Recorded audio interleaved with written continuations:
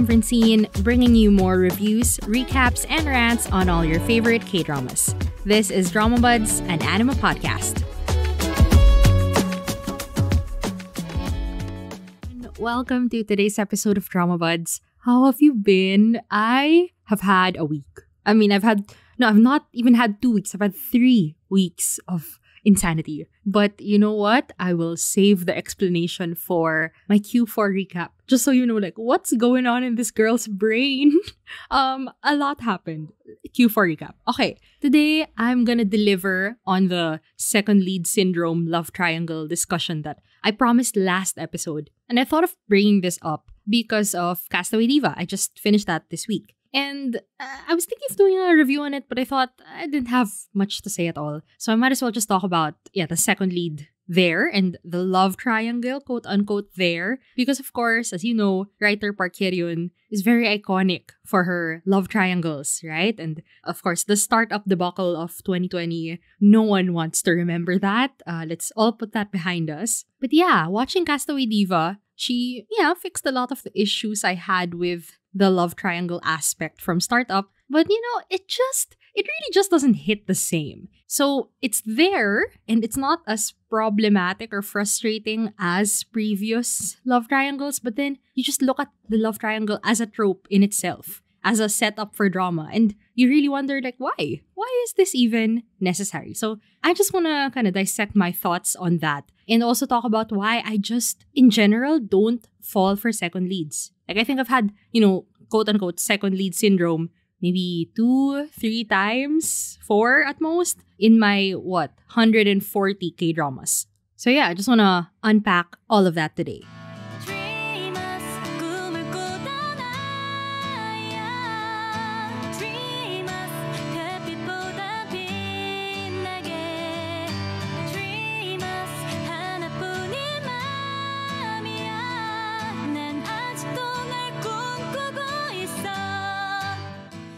Okay, so the love triangle, right? I feel like Castaway Diva isn't really a good case study for this because it wasn't as intense as the usual. But okay, whatever. Just so you know, I will be citing a lot of Park Hye-ryun works because when I think of love triangle, I think of her. And the thing with a love triangle, which we all know is just a female lead, her male lead, and then a second lead who's pining after her. The thing with that setup is that, the second lead never really has a chance. The love triangle is there to kind of prolong the leads getting together. It's there to prolong the drama. But if we're thinking about, does this second guy really have a chance with her? Not really. And the frustrating thing is oftentimes the story is set up so that, she gets closer with the second lead and she has all these sweet interactions while, there's a super cold and gruff and distant male lead who, she actually wants. Even though there's a much nicer guy who's right there waiting for her. That's such a common setup. It's so annoying, but it is what it is. I think it's the bread and butter of maybe 2014 to 2019 K-drama. Sorry to put up rough numbers. I can't validate that.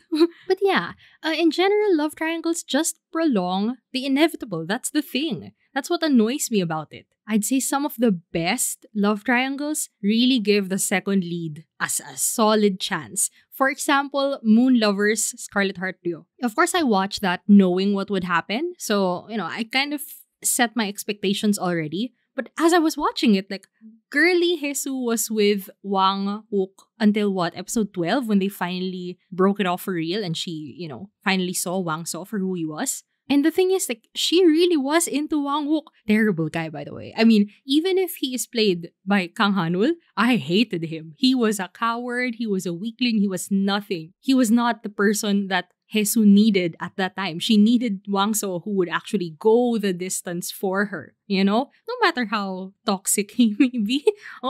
He's just a walking red flag nonstop. But still, he was the person she needed to help her get out of there. Meanwhile, Wang Wook just stood there and watched her get rained on and tortured and beaten. And that's why he has no rights. Wang Wook has no rights. And that's coming from a Kang Han-ul stan, okay? So anyway, that's a love triangle where I felt they had a fair shot. They really gave Wang Wook his fair shot, but he fumbled it. That's on him. You know what? I also liked I Hear Your Voice's love triangle. So I Hear Your Voice is another writer Park Hye-ryun work. And the thing with that setup was, Lee Jong-suk, our main lead, was a high schooler at the time, at the present day of the show. And then Lee Bo-young was already a lawyer, and what's his name? Whatever, I forgot his name.